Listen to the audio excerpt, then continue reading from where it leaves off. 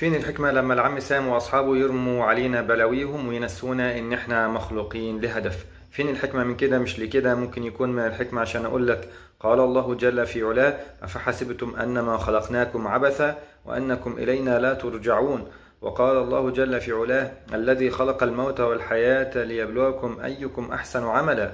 وقال الله جل في علاه: حسب الناس أن يتركوا أن يقولوا آمنا وهم لا يفتنون ولقد فتنا الذين من قبلهم فلا يعلمن الله الذين صدقوا ولا يعلمن الكاذبين.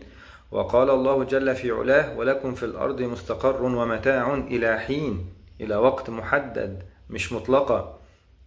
وقال الله جل في علاه: إنا جعلنا ما على الأرض زينة لها لنبلوهم أيهم أحسن عملا وإن لجاعلون ما عليها صعيدا جرزا. يعني الله سبحانه وتعالى سخر لك الأرض وما عليها ليه؟ لنبلوهم أيهم أحسن عملا. فهل فكرت في ده يوما؟ هل فكرت إن إحنا مخلوقين وإن الأرض دي كلها عشان ربنا يختبرنا نعمل أفضل أو لأ؟